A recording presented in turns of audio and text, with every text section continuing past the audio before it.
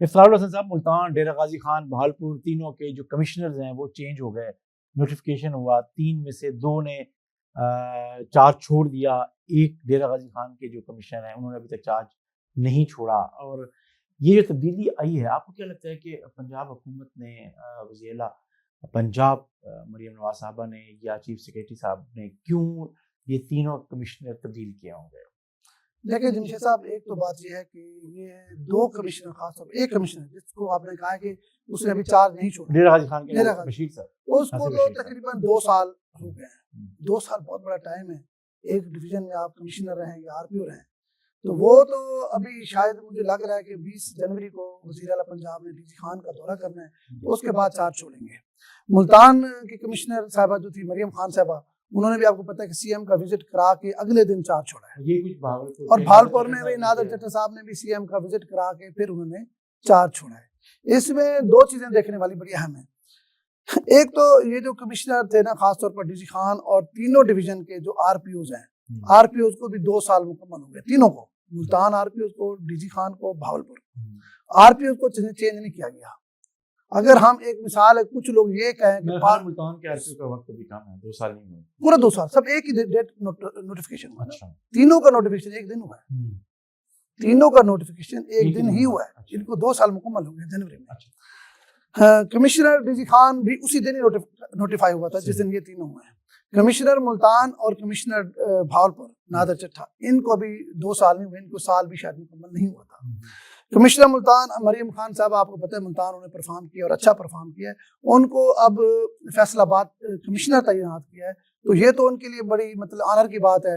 एक डिवीजन में उन्होंने 1 साल पूरा करके फिर फैसलाबाद शुरू हो गई, तो वैसे तो उनकी ख्वाहिश थी कि लाहौर लगती और वो इस काबिल हैं कि उनको लाहौर का कमिश्नर लगाया जाए, ये बात जेहन में रखें। मुल्तान में भी उन्होंने अपना मतलब जिस तरह उनका काम का तरीकाकार था वो बड़ा ज़बरदस्त था। अच्छा, मुल्तान अब उनके मुतबादिल जो कमिश्नर आए हमारे दोस्त आमिर करीम साहब, ये आपको पता है डिप्टी कमिश्नर मुल्तान भी रहे हैं, और ये वाहिद डिप्टी कमिश्नर मुल्तान हैं जो जाते हुए इन्होंने अपने जो टेन्योर का जो इनकी परफॉर्मेंस थी उनका पूरा इन्होंने एक डेटा बनाया, जो सबको व्हाट्सएप किया, आपको भी किया और सीएम साहबा को भी उन्होंने पेश, सीएम उस वक्त के सीएम को भी पेश किया कि मैं इतना टाइम मुल्तान में डिप्टी कमिश्नर रहा हूँ और इस दौरान मैंने ये किया है, तो वो बड़ी काबिल तारीफ बात है। इसी तरह तमाम जो अफसरान है ना, उनको भी अपना इस तरह का ना एक मयार बनाना चाहिए। अब तो आमिर करीम खान साहब दोबारा कमिश्नर के तौर पे आ गए नंबर 1, और आते ही उन्होंने बड़ी तेजी से एक्टिविटी की है। आप देखें रात अचानक दौरे निस्तर 2 का, निस्तर 1 का, फिर आपको पता है कि अब कमिश्नर ऑफिस के जो मुख्तलिफ ब्रांचेस का भी विजिट किया, चीज़ें की, तो जो मुतहरिक होने की जो उनकी क्या कहने हैं आदत है, उनकी खूब है, ये उनका स्टाइल है। लेकिन जमशेद साहब, मैं आपको बात कहूं सर, मेरी गुजारिश सुने। आपको पता है आमिर करीम एक ऐसा नाम है, हुकूमत कोई भी है, हुकूमत पीपल पार्टी की हो, नून लीग की हो, फौज की हो, किसी भी जमात, कोई भी चीफ मिनिस्टर हो, इसके बगैर चीफ मिनिस्टर जो ऑफिस है ना, वो मतलब मुश्किलात का सामना करना पड़ता है। आप ये देख लीजिएगा, याद होगा जब गुजार साहब सुनते रहे, देखिए शहबाज शरीफ आपने इस्तेमाल किया मुश्किलात का सामना करना पड़ता है, ऐसा सीएम ऑफिस को, मेरी बात सुने ना, जितना ये सीएम ऑफिस को समझते हैं ना, मेरे कहने का मतलब ये है, इतना कोई और नहीं समझता। आपको याद होगा कि ये जब मुल्तान डिप्टी कमिश्नर आए थे ना, फिर यहाँ से हट के भी फिर उसी जगह पे जाके तैनात हुए थे, अभी फिर उसी जगह से ही आए हैं। मतलब है, मेरे कहने का मतलब ये है कि सीएम ऑफिस का, सेक्रेटरीट का जितना काम ये समझते हैं, जितना ये काम समझते शायद और कोई अफसर नहीं समझ सकता। देखिए ये शहबाज शरीफ के साथ भी उसकी टीम का अहम तरीन हिस्सा था, फिर उस्मान बुज़दार की टीम का भी अहम तरीन हिस्सा रहे, फिर अब मरियम नवाज साहबा के भी अहम तरीन मतलब पोस्ट पे रहे।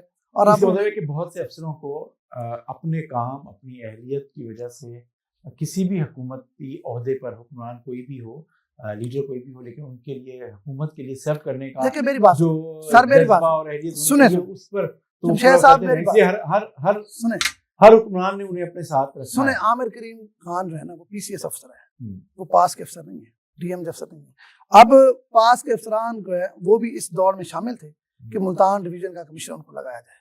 बहुत सारे नाम ऐसे हैं जो मैं लेना नहीं चाहता, लेकिन आमिर करीम खान को इसलिए लगाया गया है, एक तो यहाँ आपको पता है कि यहाँ पे सियासी लीडरशिप का बड़ा फुकदान है, खासतौर पर मुल्तान में। तो अब वो जो गैप था, इससे पहले जो मरियम खान साहबा थी ना या कमिश्नर, तो यहाँ के जो सियासी वर्कर से हुकूमती उनका बड़ा शिकवा था, सुन चले मकामी सियासी लीडरशिप का गैप नहीं था। माजरत के साथ मुस्लिम लीग नवाज की यहाँ पे हुकूमती जो जमात है उसकी जो नुमाइंदगी है वो सलमान नईम साहब के अलावा उस शक्ल में इस डिस्ट्रिक्ट में उस तरीके से नहीं है। तो आप जो ये बात कर रहे हैं कि वो अब हुकूमत जो अपने तौर पे जो कुछ यहाँ करना चाहती है एग्रेसिवली वगैरह करना चाहती हैं एडमिनिस्ट्रेटिव चीज़ें हैं, तो एडमिनिस्ट्रेटिवली उनको एक ऐसा शख्स मिला जो सेक्रेटेरिएट से आया है, उन्होंने भेजा है और वो उनके काम को उनके विजन को तेजी से आगे बढ़ा सकता है। ये मकसद होगा जो नहीं, बिल्कुल आपकी बात ठीक है। मैं और बात ही करता हूँ जो सियासी लोगों का गिला शिकवा था ना, देखिए मरियम खान साहबा जो काम का उनका तरीका था ना, वो टू द पॉइंट काम करती थी और काम पर तवज्जो थी। और उनको सियासी लोगों को मतलब एंटरटेन करना या जितने स्टेक होल्डर हैं उनको एंटरटेन करना, वो इससे बिल्कुल बालाए ताक रखते हुए अपने काम में मसरूफ रहती थी, जो उनका काम था। आपको पता है खातून अफसर के पास ज्यादा देर लोग बैठ भी नहीं सकते, और यहाँ के जो सियासी लोग थे उनकी ये ख्वाहिश थी कि हमें ना कमिश्नर जो है इंटरटेन करें। अब आमिर करीम खान साहब के पास ये सारा मतलब मैं समझता हूँ ये हुनर मौजूद है उनके पास कि वो काम भी करेंगे और इनको सबको इंटरटेन भी करेंगे। उनकी जो आखिरी बात है जो मेरा ख्याल सबसे बड़ी खूबी है, जो उनकी स्ट्रेंथ है, वो ये है कि वो एनर्जेटिक बहुत हैं। अच्छा, और जो और उन पे काम करने का और काम लेने का उन्हें तजर्बा खासा उनका वसी है। और यही अच्छा, ये एक और बात, ये बात ठीक बात है, बतौर कमिश्नर वो रिजल्ट दे सकते हैं। नहीं, बिल्कुल देंगे, लेकिन मैं यहाँ जमशेद साहब एक और बात करना चाहता हूँ। देखें ये जो ट्रांसफर पोस्टिंग हुई अभी काफी खासतौर पर जनूबी पंजाब में तो बड़े पैमाने पर हुई है, 3 कमिश्नर चेंज हो गए। इसके अलावा आपको पता है एडिशनल डीजी एमडी लगाया गया, काफी अभी कमिश्नर, अब डिप्टी कमिश्नर भी कुछ अर्सा पहले ही आए हैं। हाँ, डिप्टी कमिश्नर भी है। लेकिन अगर हम इसी तरह पुलिस को देखें, मैं एक बात और कर रहा हूँ कि जो लोग कह रहे हैं कि पावर शेयरिंग का ये नतीजा, ये पावर शेयरिंग का पीपल पार्टी का जो पावर शेयरिंग था ये उसका नतीजा नहीं है, ये मरियम नवाज साहबा की अपनी स्ट्रेटजी है। ठीक है, अगर पावर शेयरिंग होता तो भाई 2 साल से कमिश्नर बैठे हुए, अपना आरपीओ बैठे हुए तीनों, मुल्तान का आरपीओ उसको 2 साल मुकम्मल हो गए हैं, डीजी खान के भी मुकम्मल हो गए हैं, भावलपुर के मुकम्मल हो गए हैं। चले इनको आप तब्दील नहीं करते तो कम से कम इनको आपस में एक्सचेंज ही कर दें, चलो कम से कम थोड़ा सा माहौल ही बदल जाए। मतलब है ये 2 साल बहुत बड़ा टेन्योर होता है, बड़ा टाइम है। एक सीट पे बात करें ना आरपीओ की, नहीं मैं ट्रांसफर पोस्टिंग पे कर रहा हूँ, मैं कमिश्नर पे बात ही नहीं कर रहा। ठीक है, हमारा प्रोग्राम जो है ना उसका मतलब है, हमारा मतलब है साउथ पंजाब की ट्रांसफर पोस्टिंग की बात कर रहा हूँ। तो ट्रांसफर पोस्टिंग में एक चीज और भी मैं यहाँ जिक्र करना चाहूंगा कि ये कि यहाँ एडिशनल चीफ सेक्रेटरी बैठा हुआ है, उसको कम से कम ऑन बोर्ड ही ले लें। आप कोई ट्रांसफर पोस्टिंग कर रहे हैं, बेशक वो उसके कहने पे ना करें यार, अगर आप यहाँ पे बिठाया हुआ है, यहाँ पे आरपीओज, डीपीओज, सीपीओ लगते हैं चीजें होते हैं, तो क्या यहाँ पे एडिशनल तो मैं कह रहा हूँ उनको भी करें, उनको कितने के एतमाद में सर मैं कहता हूँ उनको भी करें। मैं ये कह रहा हूँ कि भाई अगर उन दोनों को बिठाया हुआ है, एडिशनल आईजी को साउथ पंजाब बिठाया हुआ है, additional chief secretary south Punjab बिठाया हुआ है, तो वो किस लिए बिठाया हुआ है? तो फिर तो ये दोनों मतलब ये जो साउथ पंजाब सेक्रेटरिएट है ये तो जनूबी पंजाब के अवाम पर बोझ के सिवा कुछ भी नहीं है। अगर आप उनको किसी बात पे ऑन बोर्ड ही नहीं लेते, पंजाब के अवाम पे भी बोझ है भाई, पूरे पंजाब के अवाम का पैसा जा रहा है ना भाई, सेक्रेटरी पे जो पैसा लग रहा है पंजाब के बजट से लग रहा है। गलत कह रहे हैं, वो जनूबी पे हमारे हिस्से का लग रहा है, कैसी बात कर रहे हैं?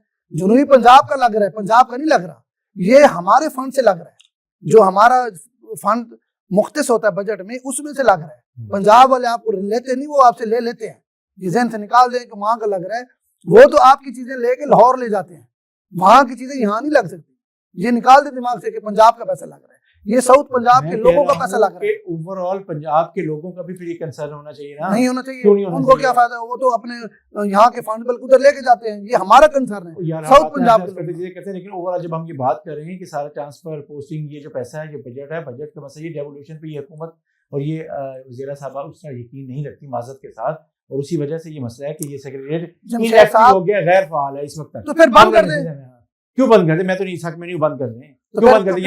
अब ये आप बंद करें का मुतालबा ना क्या करें ना, आप मुतालबा क्या करें कि इसको एक्टिव किया जाए, आप कैसे बंद कर दें? क्यों बंद कर दें भाई? वो बोझ है, कोई बोझ नहीं है, कोई बोझ नहीं है, इसको चलने दें और इसको आगे ये बात करें ना, बस हम बैठ जाते हैं ये काम बंद कर दें, बंद कर दें। मैं बंद कर दें, देखिए आपकी बात यही चाहते हैं, देखिए आपकी बात से इत्तेफाक करना कोई जरूरी नहीं है, लेकिन मेरा अपने राय ये है, मेरी अपनी राय ये है, मेरी राय है कि बंद कर दें। अगर आप चलो कम से कम आपको ये तो पता हो कि हुकूमत ने बंद कर दिया, ये ड्रामा तो खत्म हो। फिर आप मैं ये कर जब तक लग चुका है, फिर इसके ऊपर क्या हिसाब किताब होगा? कैसे बंद कर दें? जो बंद करेंगे वो भुगतेंगे। कब कैसे हो सकता है? कोई भी बंद नहीं, नहीं है, बहरहाल ऐसे ना हो। हमारा जो आज का बहरहाल ट्रांसफर भाई, पोस्टिंग है, जनूबी पंजाब सेक्रेटरी बंद नहीं होना चाहिए, इससे फाल होना चाहिए। चले जनाब सिंपल। जनूबी पंजाब पे अलग प्रोग्राम करेंगे हम। ठीक है।